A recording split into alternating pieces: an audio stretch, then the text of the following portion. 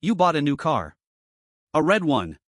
Nothing special, just the one that fit your budget and looked decent enough. But the moment you drove it off the lot, something strange happened. You started seeing that exact car everywhere. Same model. Same color. Parked outside your gym. Sitting at the traffic light next to you. Pulling into your neighbor's driveway. You had never noticed it before. And now it was everywhere. That is not a coincidence. That is your brain doing something it has been doing for millions of years. And once you understand what is actually happening inside your head, you will never look at the world the same way again. This is called the Baader-Meinhof Effect. And it is one of the strangest, most quietly powerful tricks your brain plays on you every single day. Let's start at the beginning. Your brain is not a camera. It does not record everything it sees and store it faithfully for later. That is not how it works. What your brain actually does is filter. It decides, in real time, what is worth paying attention to and what gets thrown away. And it does this without asking you. It does this before you are even conscious of seeing something. By the time you think you have noticed something, your brain has already made 100 decisions about what to show you and what to hide. The technical name for this filter is the reticular activating system. It sits at the base of your brainstem, and it acts like a bouncer at the door of your perception. Every second, your senses are delivering roughly 11 million bits of information to your brain. Your conscious mind can handle about 40. The reticular activating system decides which 40 make the cut. And here is the critical part. The reticular activating system is not random. It is not neutral. It is tuned, constantly, automatically. To prioritize whatever you have recently decided is important. The moment something becomes meaningful to you, your brain literally rewires its filter to notice it more. So when you buy that red car, your brain does not suddenly make more red cars appear on the road. The red cars were always there. What changed is that your reticular activating system now has a new priority. And it starts flagging every single red car it encounters, pulling it out of the background noise and delivering it straight to your conscious attention. You were not seeing the world more clearly before. You were seeing a heavily edited version of it. You still are. You always will be. That is the first layer of what is happening. But the Baader-Meinhof effect goes deeper than that. The name itself has a strange origin. In 1994, a reader of the St. Paul Pioneer Press in Minnesota wrote in to describe a bizarre experience. He had just learned about a West German terrorist organization called the Baader-Meinhof Group, a radical left-wing militant group that had been responsible for bombings, kidnappings, and assassinations throughout the 1970s. Within 24 hours of first hearing the name, he encountered it again. Completely by chance. In an entirely different context. The coincidence felt so uncanny, so impossible, that he wrote to the newspaper about it. The newspaper ran the letter. And then readers started writing back saying they had experienced the exact same thing. Not with Baader-Meinhof specifically, but with words, ideas, names, and objects they had just encountered for the first time. The phenomenon had a name now. And once it had a name, people started noticing it everywhere. Which is, of course, exactly how the Baader-Meinhof effect works. The researchers who have studied this most carefully describe it as a collision between two separate cognitive processes. The first is selective attention, the reticular activating system doing what it does, filtering the world through the lens of what you care about.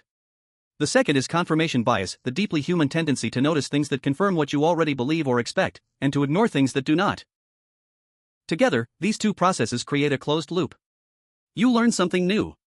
Your brain starts scanning for it. It finds it because it was always there, just invisible to you before. And when it finds it, your brain takes that as confirmation that the thing really is appearing more frequently. Not because it is. But because your brain is built to see patterns, and it is very, very bad at distinguishing between a real pattern and a pattern it created itself. David Hume, the 18th century Scottish philosopher, understood something essential about this long before neuroscience had the language to explain it.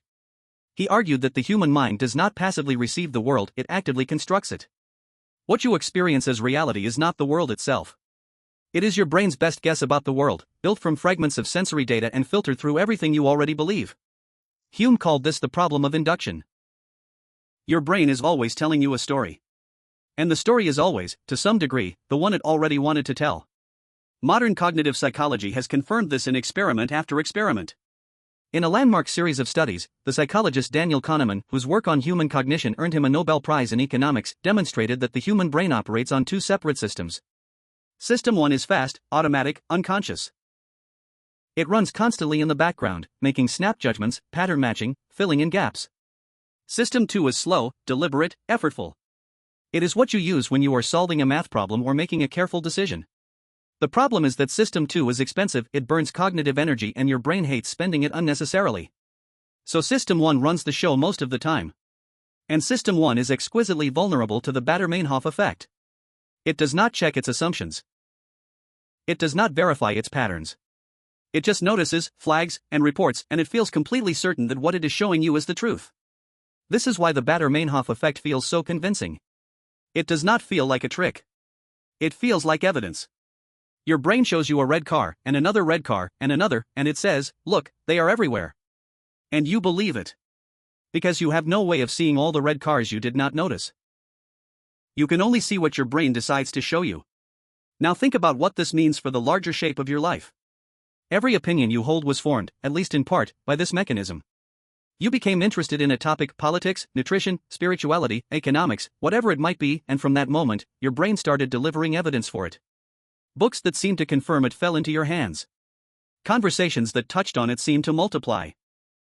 Articles about it appeared in your feed. Not because the universe was sending you a message, but because your reticular activating system had a new priority, and confirmation bias was running the math in the background. The psychologist Elizabeth Loftus spent decades studying the way memory is constructed rather than recorded, and her findings are deeply relevant here. Loftus demonstrated in hundreds of experiments that human memory is not a replay, it is a reconstruction. Every time you remember something, your brain rebuilds the memory from scratch, using current beliefs, current emotions, and current expectations to fill in the gaps. This means that the Baader-Meinhof effect does not just shape what you notice in real time. It retroactively reshapes what you remember noticing. You did not just start seeing red cars more. In your memory, you may begin to feel as though red cars were always prominent to you, that you always had good taste in cars, that your choice was somehow inevitable. Your brain is not just editing the present. It is editing the past. And it is editing the future too. Because the things your reticular activating system flags as important today will shape what you decide to pay attention to tomorrow. Attention is not just a response to the world. It is a habit. And like all habits, once established, it becomes nearly invisible. The philosopher William James, writing in 1890, made an observation that has only grown more relevant with time. He wrote that the faculty of voluntarily bringing back a wandering attention, over and over again, is the very root of judgment, character, and will. He believed that an education which improved this faculty would be the education par excellence. What James was describing, without the neuroscientific vocabulary to say it precisely, was the fact that where you place your attention shapes who you become. Not metaphorically. Literally. The brain physically reorganizes itself around what it practices noticing. This is what neuroscientists now call neuroplasticity. Every time your brain pays attention to something, the neural pathways associated with that thing get stronger. The more you notice red cars, the more your brain builds infrastructure for noticing red cars. The more you look for evidence of a belief, the more efficiently your brain finds it. The more you scan for threats, the more threats appear. The more you scan for beauty, the more beauty appears. The world you see is not the world. It is a world, the one your brain has been trained, over years and decades, to construct for you. So what can you actually do with this? The first step is simply to know it is happening.